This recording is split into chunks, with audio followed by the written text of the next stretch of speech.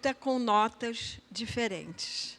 Eu achei maravilhoso isso, porque a diferença que nós temos uns com os outros, uns para com os outros, às vezes complica o nosso relacionamento, mas aí é que está a riqueza de uma composição, né? Sermos diferentes. Então, hoje eu quero falar sobre um assunto que assim, às vezes me incomoda muito, porque eu acho que eu falho muito. E eu tenho que botar essa minha falha diante de Deus, que é em relação à comunicação. Nem sempre eu acho que eu me comunico bem com as pessoas, em geral. E eu acho que é uma coisa para a gente pensar, para a gente refletir. Mas vamos orar primeiro. Pai querido, Pai amado, eu coloco toda essa mensagem nas Tuas mãos. E eu desejo que, em nome de Jesus, o Senhor possa falar através de mim. Que o Senhor possa abrir os nossos ouvidos espirituais, de todos os que estão ouvindo, ou todos aqueles que ainda vão ouvir. Que o Senhor possa, a começar em mim, abrir esses ouvidos, para que nós possamos ouvir a Tua voz, para então fazermos a Tua vontade. Eu coloco essa noite, essa mensagem, esse culto, todo no Teu altar, em nome de Jesus. Amém. Eu queria que vocês abrissem suas Bíblias em Efésios 5, de 21 a 25, que diz assim: sujeitem-se uns aos outros no temor de Cristo. Esposas, que cada uma de vocês se sujeite ao seu próprio marido como ao Senhor, porque o marido é o cabeça da esposa, como também Cristo é o cabeça da igreja, sendo Ele próprio o Salvador do corpo. Como, porém, a igreja está sujeita a Cristo, assim também a esposa se sujeita em tudo ao seu marido. Maridos, que cada um de vocês ame a sua esposa, como também Cristo amou a igreja e se entregou por ela. E aí eu quero ir para Efésios 6, a partir do 1. Que diz: filhos, obedeçam a seus pais no Senhor, pois isto é justo. Honre seu pai e sua mãe, que é o primeiro mandamento com promessa, para que tudo corra bem com você e você tenha uma longa vida sobre a terra. E vocês, pais, não provoquem os seus filhos à ira, mas tratem de criá-los na disciplina e na admoestação do Senhor. E aí eu pulo para 1 João 2, 9 e 10, que diz: quem diz estar na luz, mas odeia o seu irmão, está nas trevas até agora. Quem ama o seu irmão permanece na luz, e nele não há nenhum tropeço. Então, Deus, ele fala para todos. Ele fala para os maridos, ele fala para as esposas, ele fala para os filhos, ele fala para os irmãos. Deus é um Deus de relacionamento, e Ele deseja que todos nós possamos nos relacionar uns com os outros. E nem sempre esse relacionamento, como eu disse no início, é fácil, porque nós temos diferenças individuais, nós temos diferenças, às vezes, de histórias, como no caso de marido e mulher. O marido teve uma história, a mulher teve outra, e às vezes isso entra em choque. Mas Deus é um Deus de relacionamentos. E não há relacionamento sem comunicação. Deus sempre comunicou a sua vontade através da sua palavra, através da Bíblia. Lá em Isaías 1,18, a parte A, Deus diz assim: vinde e arrazoemos.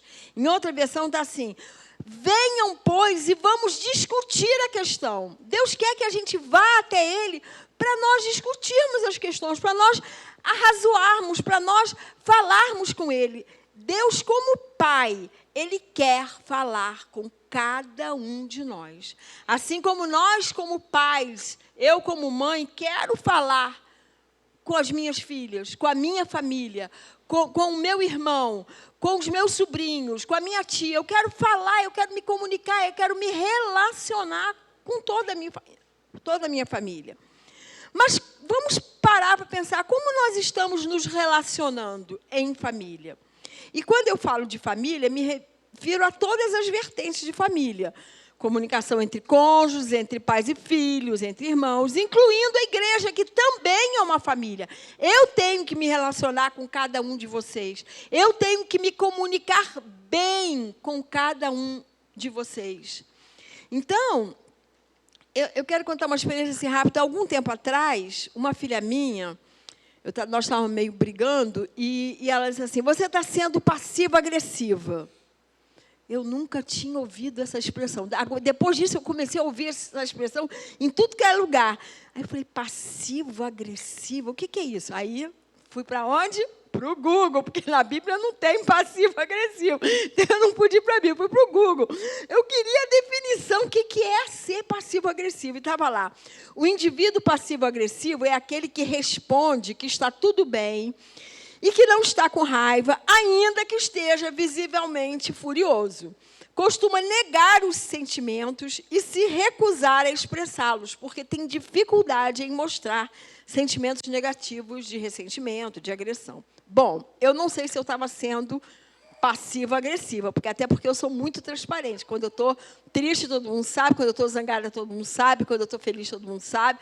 Eu sou uma pessoa que me expresso muito, mas eu não vou discutir se essa filha minha tinha razão ou não. Mas, de qualquer modo, ninguém deve ser passivo-agressivo. Se fui, eu não devia ser. Porque isso é uma comunicação contraditória, além de conter agressividade. Nossa comunicação ela tem que ser clara, transparente e verdadeira. Lembrando que diz lá em Provérbios 15:1, que o quê? Palavra branda desvia o furor. Então, a gente não tem que ser agressivo, porque a agressividade não vai construir um bom relacionamento, não vai construir uma boa comunicação. E quais as formas de comunicação que existem de forma negativa? Eu vou falar algumas. Por exemplo, principalmente assim, os pais com os filhos e, às vezes, o marido com a esposa, que é dar ordens. Segundo Maria Teresa Maldonado, é uma psicóloga que tem livros escritos, ela diz assim: dar ordens é como dar antibióticos. Se utilizadas em doses adequadas, surte efeito, mas quando usadas e abusadas, fazem mal e podem tornar a pessoa insensível a elas.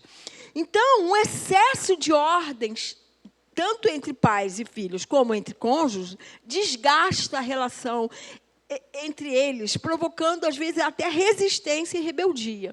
Dar ordem aos filhos sem a devida firmeza também provoca insegurança e desrespeito. Dar ordem, o pai dá uma ordem, a mãe dá outra ordem, é uma bagunça na cabeça da criança. Aí ela aprende rapidinho para quem que ela tem que pedir aquela coisa. Não, essa determinada coisa eu vou lá pedir para o meu pai, que aí vai ser o sim.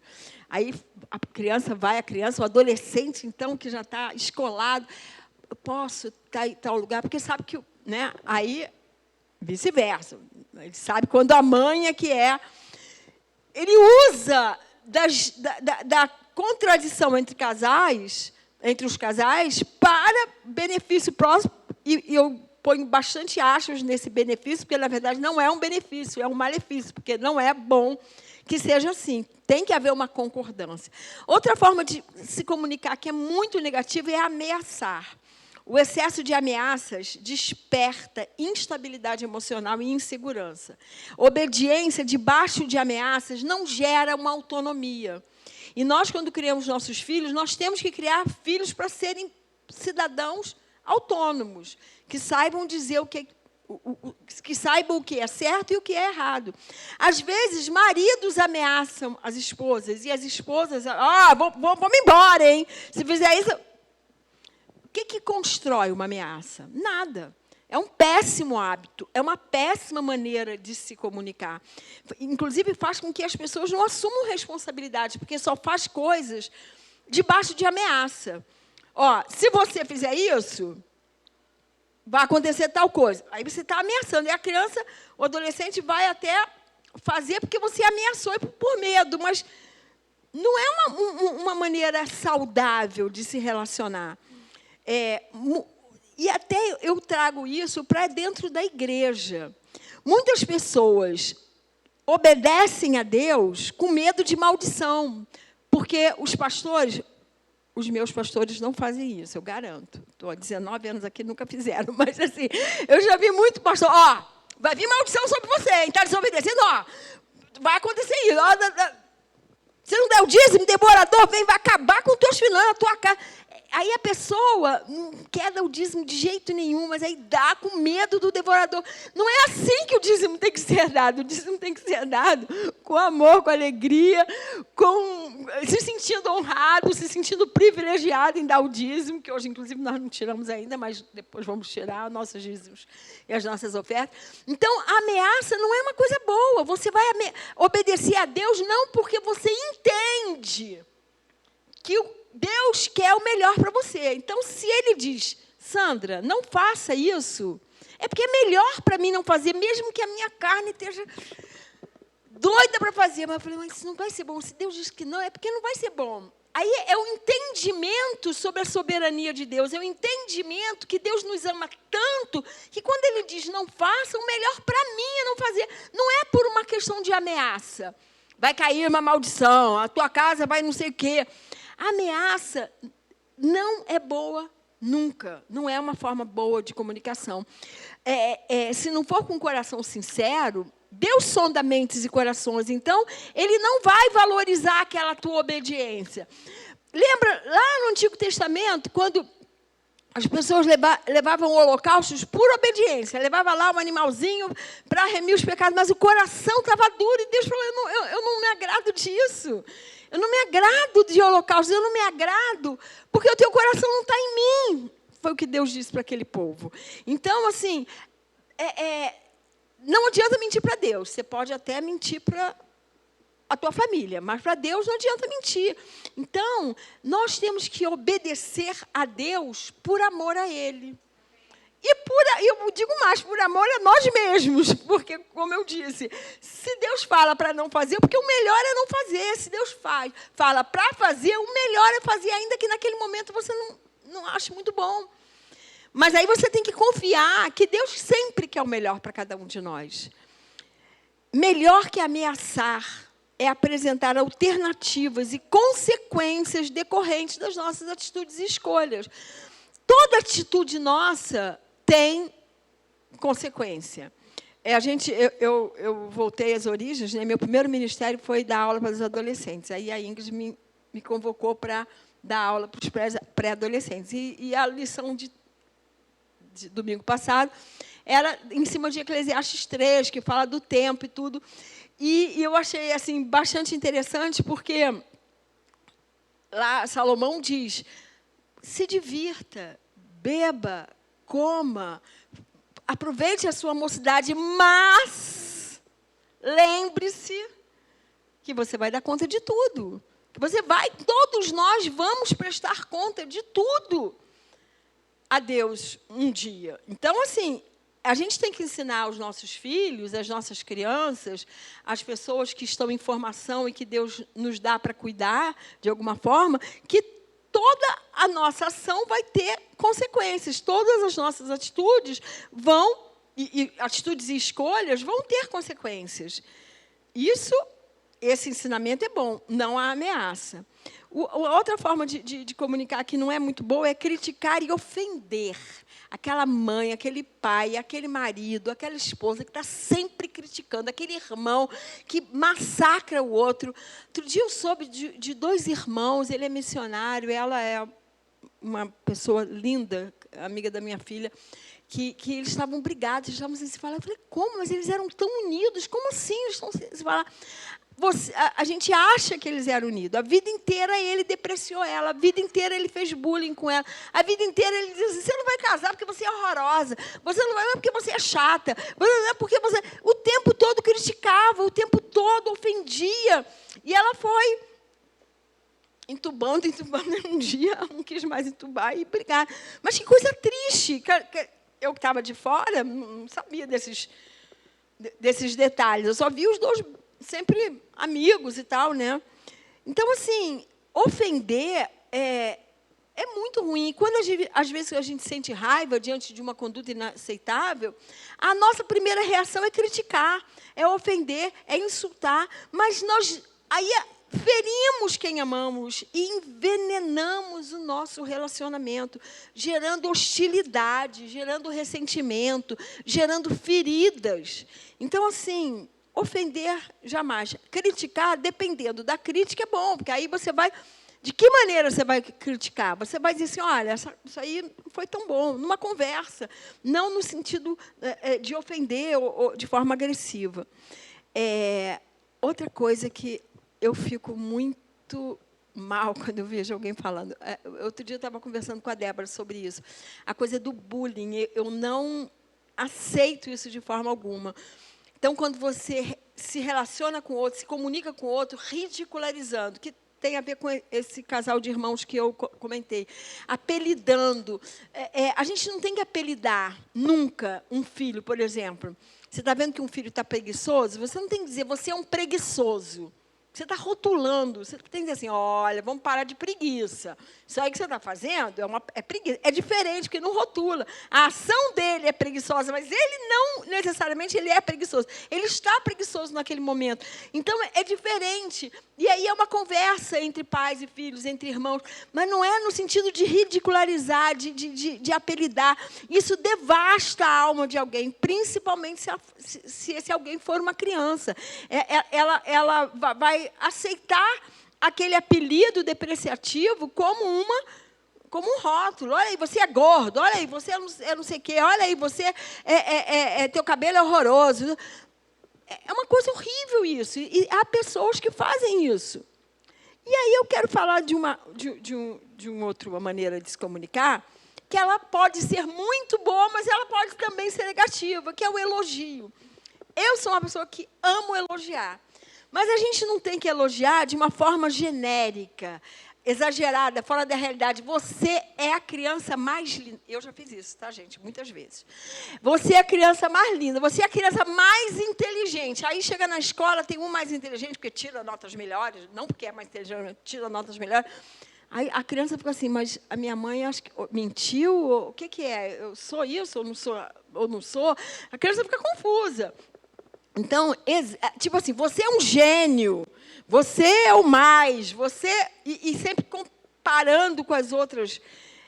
Eu tive uma mãe muito competitiva, e eu tive que fazer muito esforço em terapia e com Deus para não seguir esse exemplo. Mas era uma coisa assim, do nada.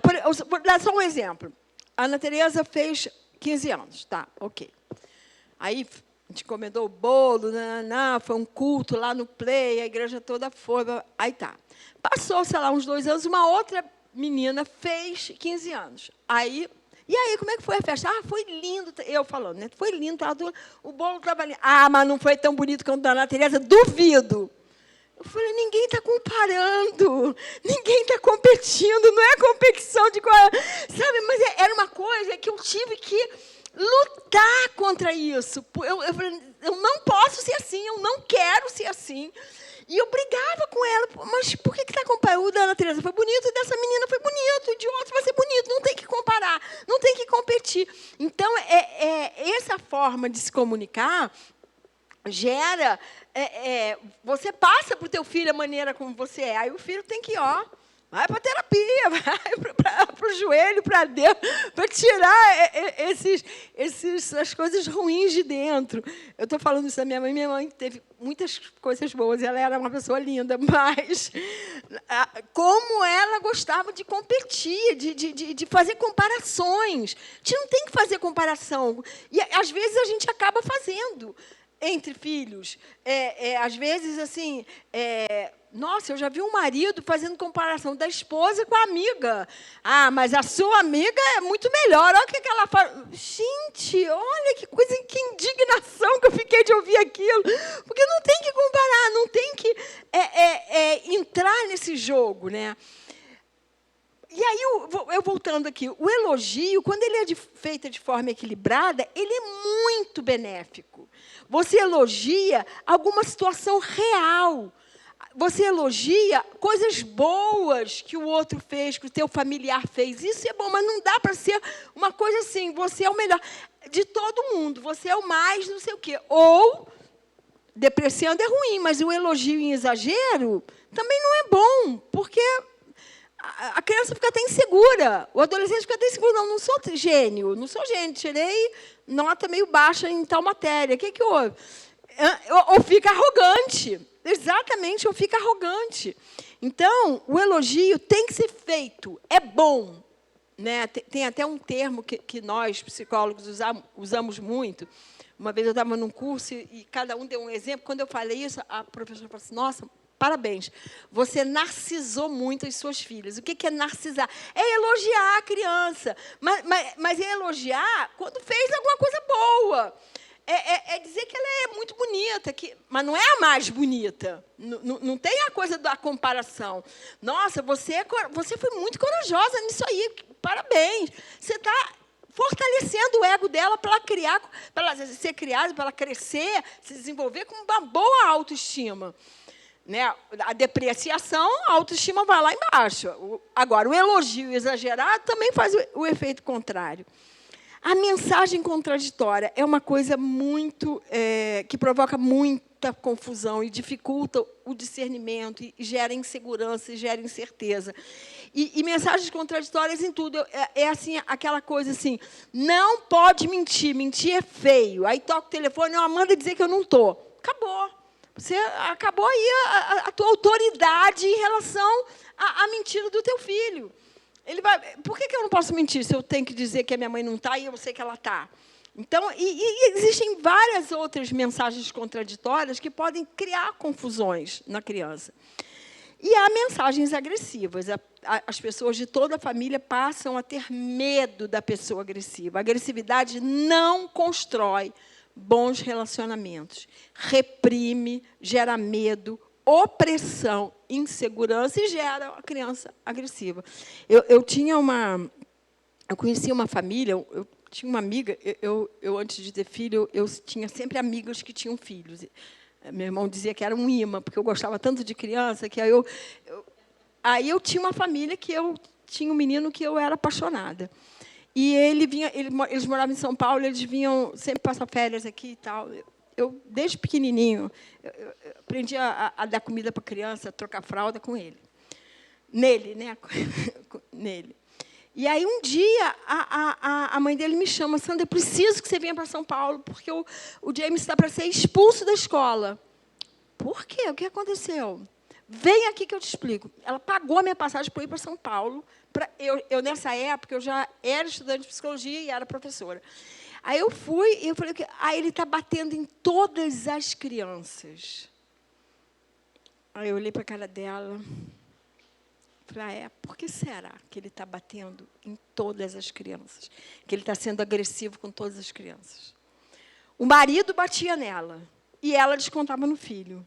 Várias vezes, eles foram lá em casa, o James com manchas roxas, porque ela metia o salto do sapato. Aí eu falei, qual é o modelo que ele tem? Ele vê o pai dele batendo em você. Aí você desconta, tudo que apanhou, você desconta nele. Ele tem que descontar em alguém. Ele é uma criança, ele tinha 5 anos nessa época, ou 6, 5 ou 6 anos, mais ou menos. Ele tem que descontar em alguém. Então, olha que círculo horroroso e destrutivo que tinha essa família. Né? E assim, com ele, com o marido dela, eu não tinha intimidade de falar. E, na época, nem se falava de chamar a polícia para homem agressor. Né?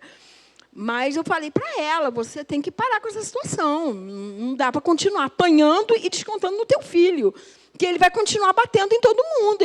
Ele aprendeu com vocês a ser agressivo. E aí, eu posso ir na escola, eu posso conversar, eu posso falar, vamos juntas. Eu fui com ela. Mas esse ciclo tem que terminar, esse círculo vicioso, essa coisa horrorosa entre vocês. Né? E aí eu fico pensando que há preceitos preciosos para nós observarmos quanto ao nosso relacionamento familiar e quanto à nossa comunicação em família. Primeiro, o respeito tem que ser mútuo entre todos os familiares. Ah, não, mas eu sou pai, eu mando. Eu sou mãe, eu mando. Ok, a autoridade é tua, mas você não precisa ser desrespeitoso, ser desrespeitosa. O marido não tem que ser desrespeitoso com a esposa. Esposa com o marido, igual. Irmãos com irmãs. O respeito, ele tem que ser a base de tudo. Como eu falei no começo, né, que família é uma linda composição feita com notas diferentes, porque as pessoas são diferentes. E eu tenho que respeitar o meu irmão como ele é. E amar ele como ele é. Eu tenho que amar todas as pessoas e respeitar as pessoas que eu amo. E tenho que me fazer respeitar também. O respeito é essencial. As pessoas, elas são diferentes umas das outras. Os cônjuges têm que respeitar dando um bom modelo para os filhos. Os filhos olham para os pais. Eu conheci uma família que o pai gritava muito com a esposa, gritava muito. E um dia, o filho era adolescente, gritou com a mãe.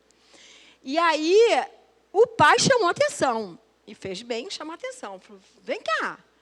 Como assim você gritou com a sua mãe? Você tem que respeitar ela.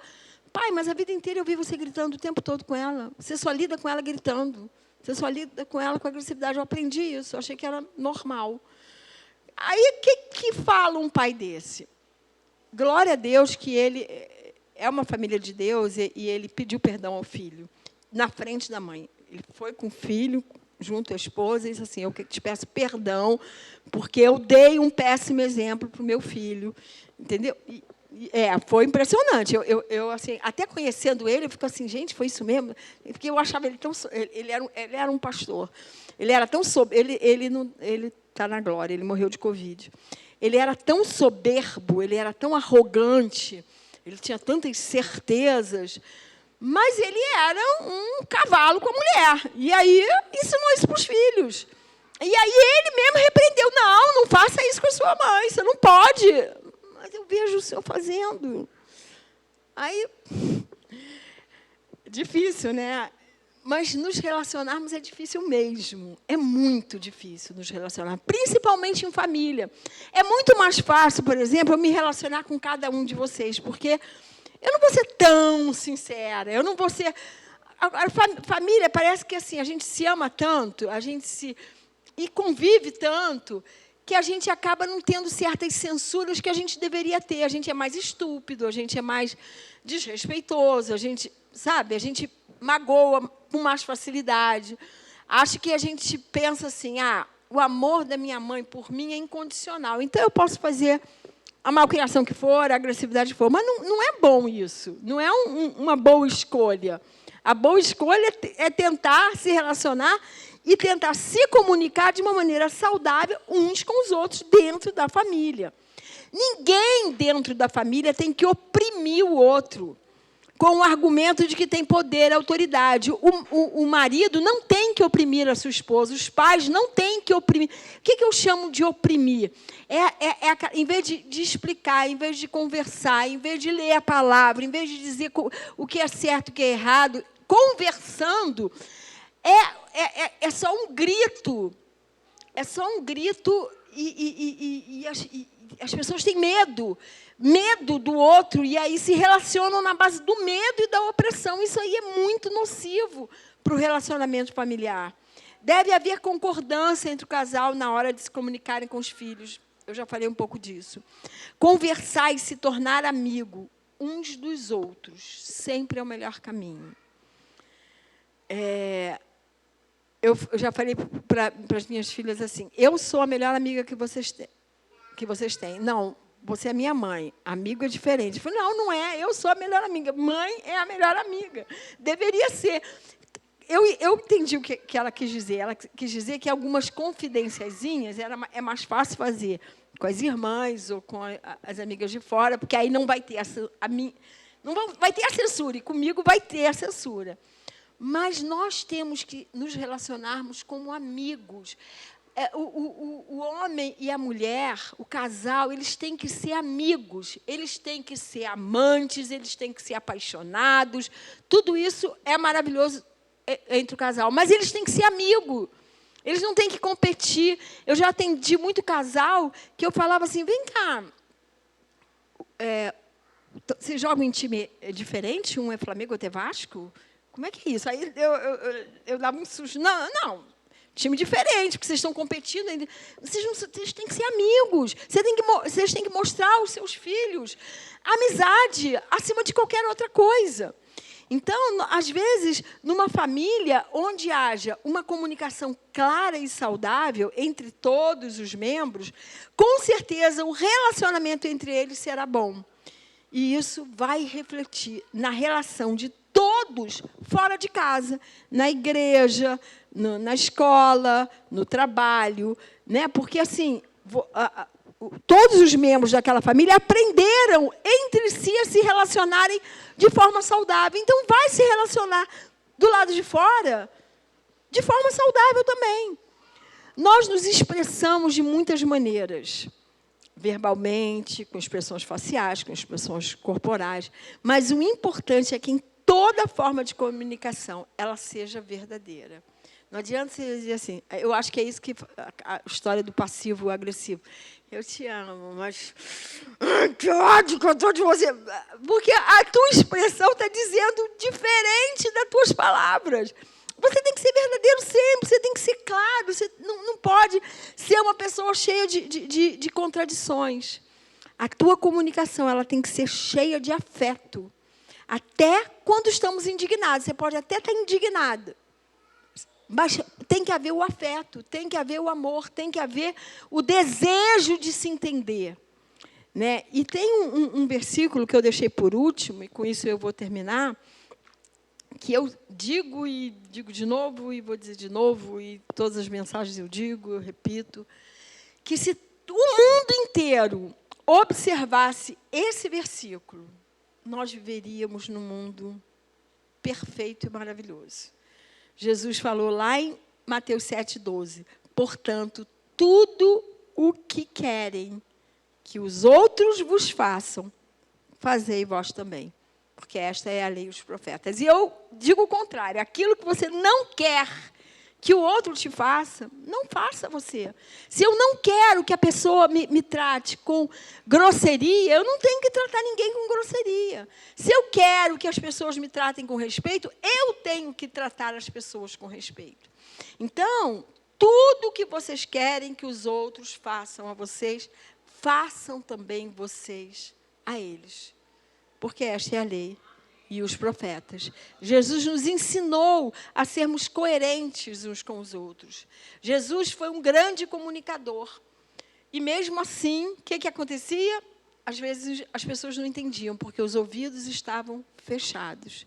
Nós temos que nos abrir o nosso coração para sermos amigos uns dos outros, para sermos pessoas que nos comuniquem na família de uma maneira clara, verdadeira e cheia de afeto. Porque assim você terá um bom relacionamento com os seus familiares. Amém? Vamos orar e pedir para que Deus possa nos ajudar e nos ensinar. Pai, eu coloco as nossas famílias no teu altar. Coloco a minha família no teu altar, a família de toda a liderança dessa igreja no teu altar. Eu coloco todas as famílias dos membros dessa igreja no teu altar. E eu te peço que, em nome de Jesus, o Senhor esteja com as tuas mãos poderosas sobre cada um deles. Que as tuas mãos estejam sobre os cônjuges, sobre os filhos, sobre os tios, os avós, sobre todos os membros das famílias aqui da nossa igreja. E que o Senhor nos ensine, Pai, a nos comunicarmos de uma maneira clara, de uma maneira verdadeira, de uma maneira afetuosa. Tira de nós a agressividade, tira de nós o criticar, o apelidar, as coisas nocivas para um relacionamento. Ensina-nos a nos relacionarmos uns com os outros da maneira que o Senhor se relaciona com a gente, porque o Senhor se relaciona com o seu povo de uma maneira afetuosa, verdadeira, cheio de paz, de justiça. Então, Senhor, ajuda-nos a promovermos a paz na nossa família, ajuda-nos a nos comunicarmos de forma saudável com todas as pessoas, Senhor. Venha sobre nós, Pai, e abençoa a nossa família, e abençoa a nossa igreja, que é uma família que o Senhor nos inseriu. E isso é tão maravilhoso, podermos conviver em família. Venha falar conosco, Senhor. Venha nos ensinar esse relacionamento, porque não é fácil nos relacionarmos. Não é fácil mesmo. Mas o Senhor pode nos ensinar todas as coisas. E eu te peço, ensina-nos, Senhor. Nós queremos aprender. Abra os nossos corações. Faça com que os nossos corações sejam corações ensináveis. Queremos aprender com o nosso Mestre, porque é no nome dele, do Senhor Jesus, que nós estamos orando. Amém e amém.